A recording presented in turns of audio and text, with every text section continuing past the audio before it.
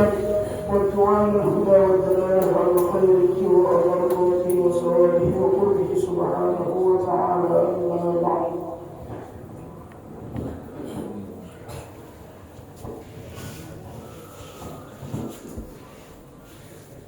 Bapak-bapak, ibu-ibu yang dimuliakan Allah Subhanahu wa taala.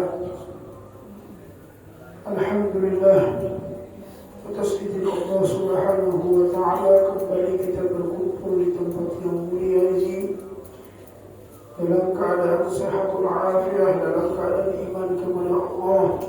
Mudah-mudahan Allah panjangkan umur kita dalam keimanan, ketaatan kepada Allah Subhanahu wa taala. Amin ya rabbal alamin. Salawat dan salam mudah-mudahan senantiasa tercurahkan ke khalifah junjungan kita, kekasih kita baginda Nabi Muhammad sallallahu alaihi wasallam. Hadis yang kedua dari kitab Mukhtarul Hadis.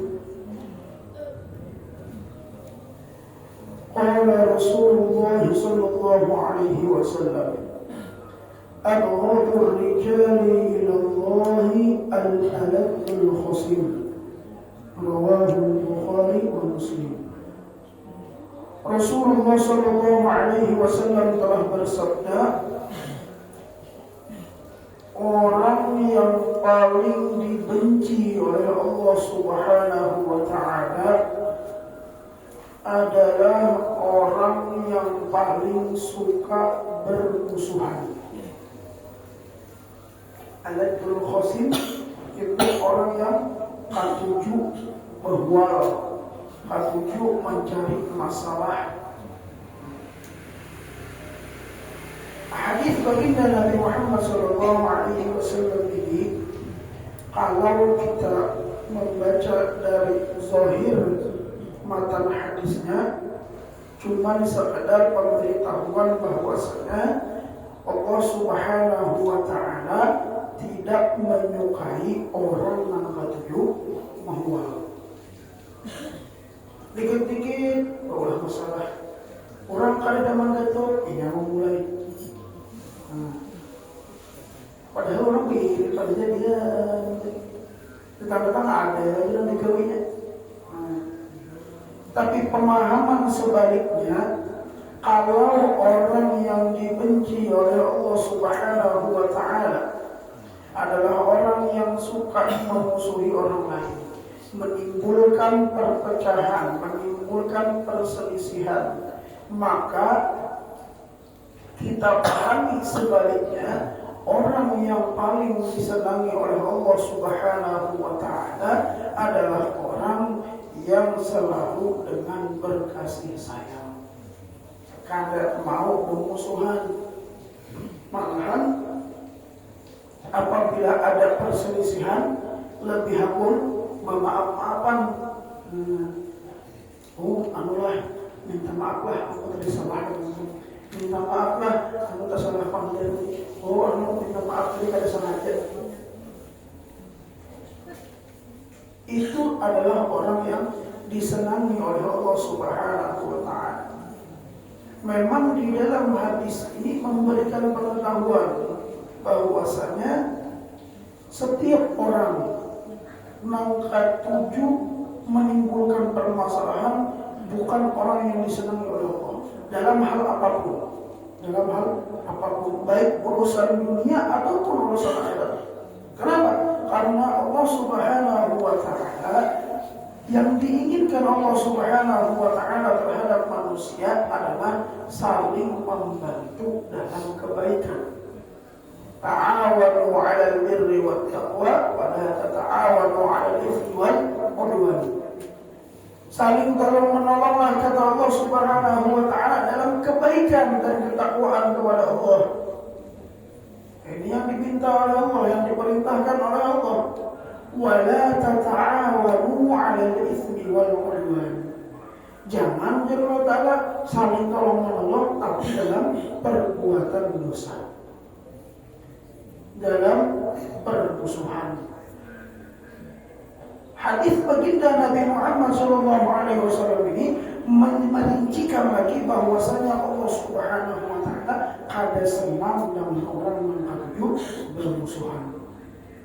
Yang pertama yang bisa kita ambil pelajaran, annal insan alladhi ittakhadha al-jidal bil batil tariqan lil intisar li nafsi wa linail min ikhwani fala yura illa ra'yahu wa la yatanazal an batilihi walau ra'a haqqa wadihan.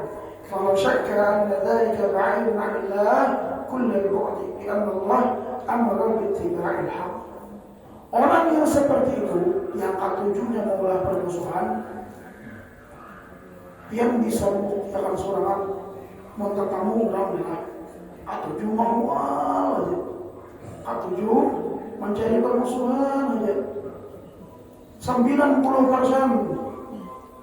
ada mau kalah, ada aja alasannya. Pokoknya harus menang terus. Yang pentingnya mana? Ada maunya kalah. Biar dia tahu ini salah, tetap aja malas. Kenapa?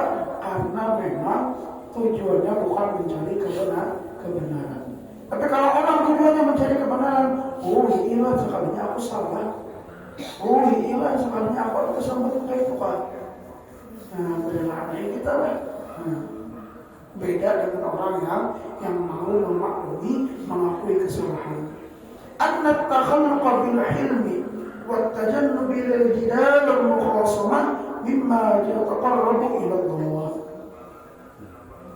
Yang kedua bisa kita ambil pelajaran, orang yang meninggalkan permusuhan, meninggalkan perdebatan, meninggalkan perpecahan, meskipun sebelumnya mampu yang melawan. Seorang ada salah nih, orang mahwal, tapi karena kita kada hendak berhuang dengan orang, kada hendak membalas, ditinggalkan. Itu suatu hal yang menambah kedekatan kita kepada Allah Subhanahu wa taala. Dan ini yang memang kita inginkan. Kayak apa caranya hidup kita semakin hari semakin dekat dengan Allah Subhanahu wa taala. Kayak apa caranya semakin hari semakin dekat?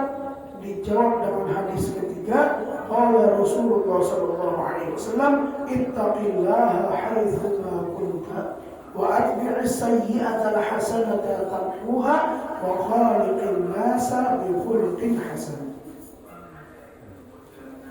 Ittaqillah ya Rasulullah, amunnya kita hendak menjadi orang yang semakin hari semakin dekat kepada Allah Subhanahu wa taala. Yang pertama ujar Rasulullah, ittaqillaha haitsu ma kunta. Berusaha menjadi hamba yang bertakwa. Haitsu ma kunta, dimanapun dan sampai kapanpun. Kemana kita bagaimana? Hendak di rumah suraman, hendak di kamar suraman, hendak di tengah orang di pasar, hendak di tengah orang di masjid, berselisihan di jalan. Ittaqillaha haitsu ma kunta. Berusahalah menjadi hamba yang bertakwa dimanapun kita berada. Itu yang pertama oleh Rasulullah. Yang kedua oleh Rasulullah, wa atbi'is sayyi'atal hasanata. Dan lakukanlah kebaikan kalau kamu baru mengerjakan kejelekan. Misal.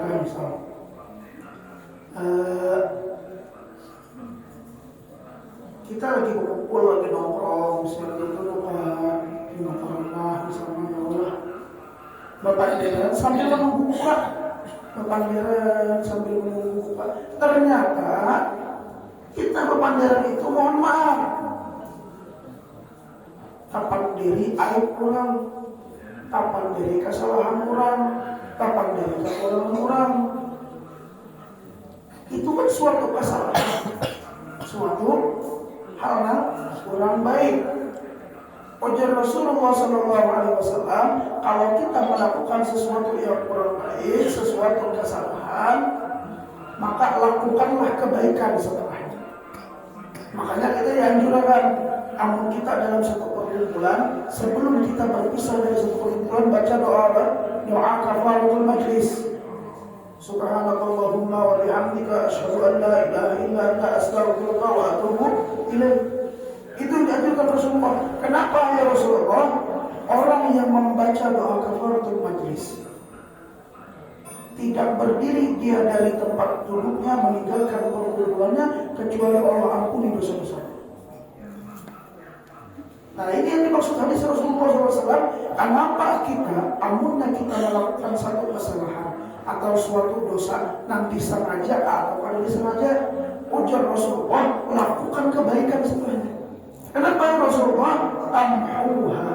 Kebaikan yang kita lakukan itu bisa menghilangkan daripada dosa yang terdahulu kita lakukan. Selama dosa itu bukan dosa besar. Kayak tadi yang kumpul-kumpul nama di panjat baca doa kan, Subhanallah wa bihamdika. Sampai selesai akhirnya apa? Allah ampuni dosa kita. Cuma jangan diremehkan. Jangan diremehkan. Kalau enak, gampang aja. Kita baca doa nyaman aja. Asal-asik kayak pandir. Jangan makali malaikat itu. Kata pergi dicatat malaikat pulang. Kata kawannya malaikat. Jangan sampai ketika kita melakukan kebaikan dengan harapan yang baik, Allah hapuskan dosa-dosa kita. Jangan sampai di hati kita meremehkan sekecil apapun daripada kesalahan kita. Sekecil apapun. Kenapa? Karena kita ada tahu dari kesalahan kita yang kecil yang mana yang di dalamnya paling banyak murka Allah. Kita ada tahu. Makanya ujar para ulama, ada dua hal yang kalau kita remehkan. Di dalam hadis Nabi disebutkan la tahqiranna minal ma'ruf syai'an walau an talqa akhaka bi wajhil talib. Yang pertama, jangan meremehkan kebaikan sekecil apapun. Kebaikan apapun jangan diremehkan ujar Nabi. Walau an talqa akhaka bi wajhil talib. Meskipun kebaikan itu jangan bisa sekadar aja. Aku rihim. Senyum itu ibadah ya, dengan sesama muslim, dengan sesama manusia ibadah. Tapi yang mau senyum-senyum sorangan, nah itu lain kisah. Duduk di muka rumah aja, kurihim jalan. Ini orang mana guru gak ada, mandiri gak ada. Kurihim aja sama, jangan kurihim aja. Bisa dibawa orang kalau sampai. Senyum kepada sesama muslim, senyum kepada sesama manusia itu dinilai ibadah. Makanya jangan diremehkan kebaikan sekecil apapun. Yang kedua yang jangan diremehkan, maksiat sekecil apapun jangan diremehkan. Kalau ujar Nabi kebaikan yang kecil jangan diremehkan, pemahaman sebaliknya maksiat yang kecil juga jangan diremehkan. Kenapa? Karena kita kada tahu maksiat yang mana yang menyebabkan kita mendapatkan murka Allah Subhanahu wa ta'ala. Makanya penting bagi kita memiliki rasa husnuzon, sangka baik dengan orang lain, sangka baik dengan Allah Ta'ala, sehingga kita kada mudah merendahkan, memandang remeh atas kebaikan orang sekecil apapun, dan kita kada mudah juga untuk melakukan kemaksiatan sekecil apapun. Nah, ketiga ujar Rasulullah SAW, wa khaliqin nasa bi khuluqin hasan. Bergaullah dengan manusia, dengan ciptaan Allah, dengan makhluk-makhluknya Allah, bi khuluqin hasan, dengan akhlak, perilaku, sikap yang baik.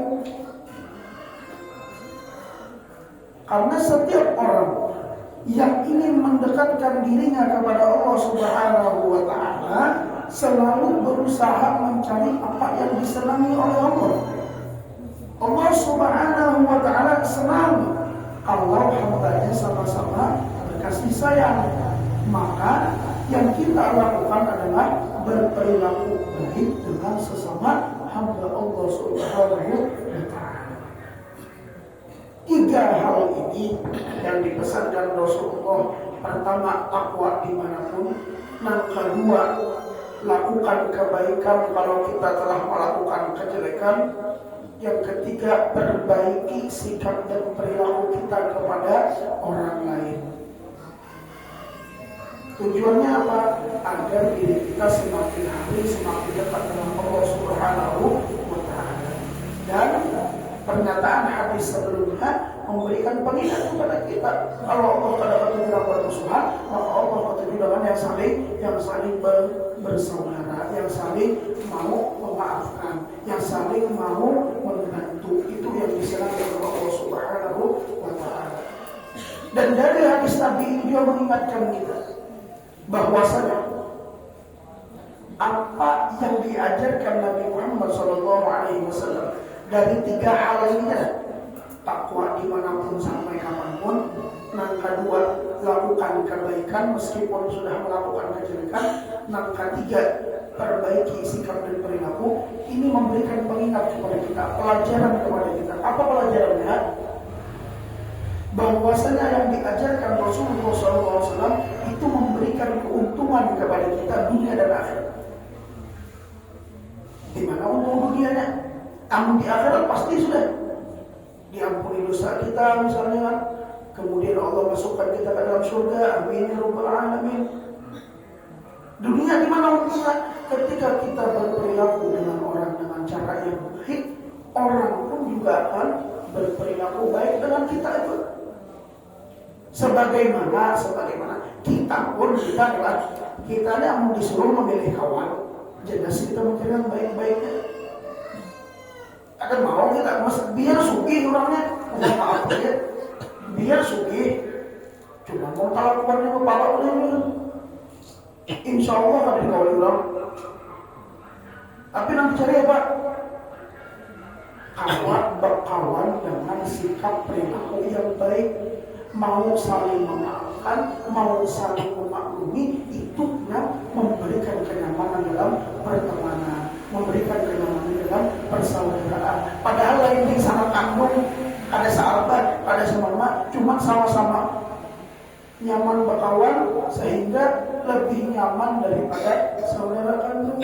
Kenapa bisa seperti itu? Karena mau menjaga perlakuan atau sikap yang baik. Nah, Bapak Ibu yang dimuliakan Allah Subhanahu wa Ta'ala, dua hadis ini mudah-mudahan menjadi hal pacuan di kehidupan kita.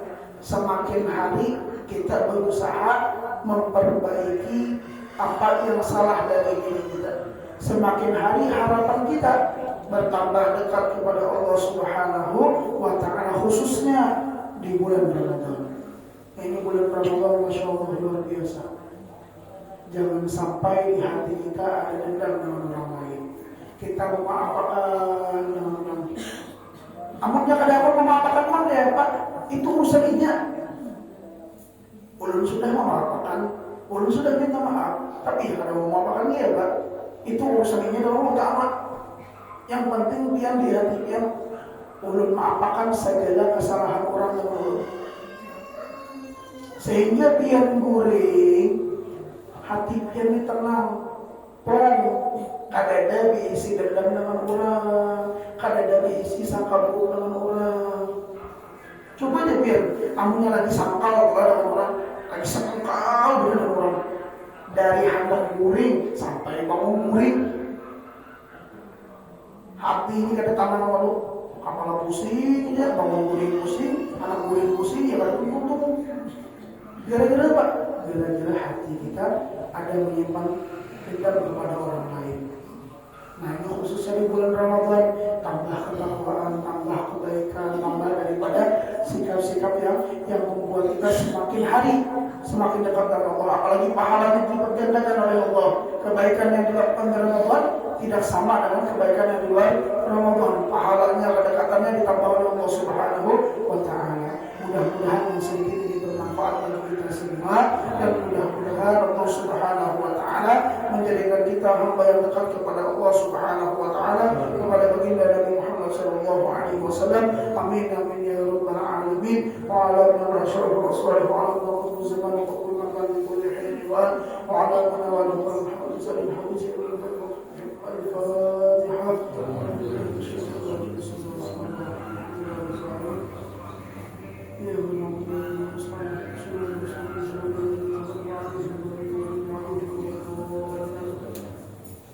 بسم الله الرحمن الرحيم. الحمد لله رب العالمين. اللهم صل وسلم على سيدنا محمد وعلى اله وصحبه اجمعين. اللهم يا كريم ربنا يا رحيم ربنا يا ارحم الراحمين. اللهم ربنا زدنا علما نافعا واسعنا برزقنا وباركنا فيما رزقنا واجعلنا محبوبا في قلوب عبادك وعزيزا في قلوبهم واجعلنا في الدنيا والاخره من المقربين. يا كثير النوال يا حسن الفعال يا خير من الزوال بلا مثال. ولك الحمد ولك المنه ولك الشرف على كل حال. اللهم ربنا تقبل منا صلاتنا وصيامنا وقيامنا وركوعنا وسجودنا وتخشعنا وتضرعنا وتعبدنا وتغفرنا يا الله يا الله يا ارحم الراحمين. اللهم بارك لنا في شهر رمضان. اللهم بارك لنا في شهر رمضان. اللهم بارك لنا في شهر رمضان واعنا على الصيام والقيام وتلاوه القران مع لطف والعافيه من عندك يا ربي يا رحمن. ربنا تقبل منا انك انت السميع العليم وتب علينا انك انت التواب الرحيم. صلى الله على سيدنا محمد النبي الأمي وعلى آله وصحبه وسلم. سبحان ربك رب العزة عما يصفون وسلام على المرسلين والحمد لله رب العالمين. Mungkin saja kebetulan sampaikan.